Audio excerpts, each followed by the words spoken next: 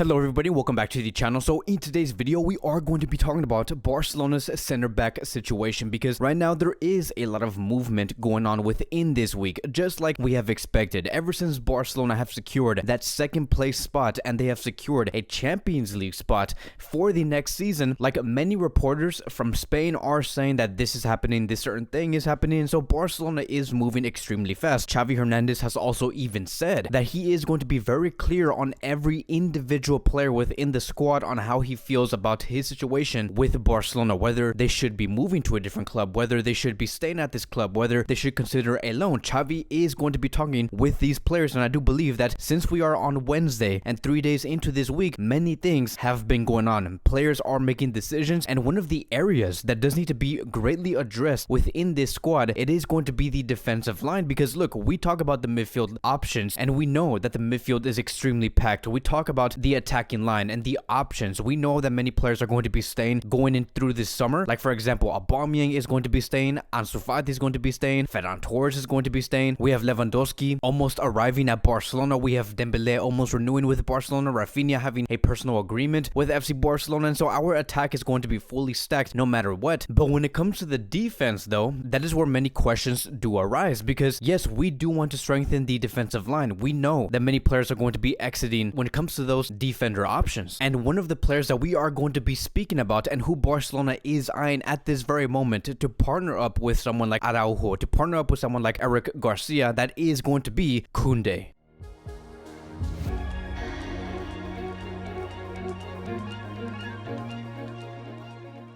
And so it does say here, according to Ferran Correas, Sevilla only want straight cash for Kounde, no deal involving players, and also there are teams like Chelsea that will be in the race for the defender. These are the two reasons on why Barcelona see this operation as a very complicated one. So look, here's the thing, right? Before we even get into the conversation about whether Barcelona can afford this player, yes or no, let's talk about the sporting aspect of this operation. Like, why does Kounde moving to Barcelona make so much sense? Because look, Kounde is very much liked by Xavi Hernandez. He's very much liked by the whole fan base, as a matter of fact, when it comes to this club. And you guys already know my own opinion when it comes to Kounde. Kounde arriving at Barcelona and joining someone like Araujo and Eric Garcia, it's going to be a dream signing, my friends. It's going to be something that I believe would greatly work out, because if there's one thing that we have to understand when it comes to Kounde, right, and how he does like to play, he really does like to play on the ball. He is fantastic on the ball. As a matter of fact, if we look at these stats here, we can see that when it comes to touches and within this current season that we are in La Liga, he is considered to be in 9th place in terms of which player does touch the ball the most. He has a total of 2,323 touches. When it comes to the progressive carrying distance, he is considered to be in 10th place for this current season within La Liga. And so you can just see that this center back here enjoys to be on the ball, and not just that, but he likes to move up with the ball. So he's very similar to someone like Eric Garcia in terms of making those runs to the middle of the pitch or into the final third. As a matter of fact, this player has been so great with the ball that we have even seen him make a run with the ball against Barcelona about a year ago and scored a goal. And so look, of course, like, his physicality is going to be appreciated, but the one thing that really does make this player and this center back especially, right, stand out, it is his technicality, his ability to adapt, his versatility, and him just being a very overall smart center back is what makes him a very athletic center back. And in other words, he is considered to be a modern center back, what football center backs should be today. And this is exactly what every team does need, is a very athletic center back, and Barcelona especially are looking to bring a center back like him within this squad. There is no better club right now to go to but to go to Barcelona,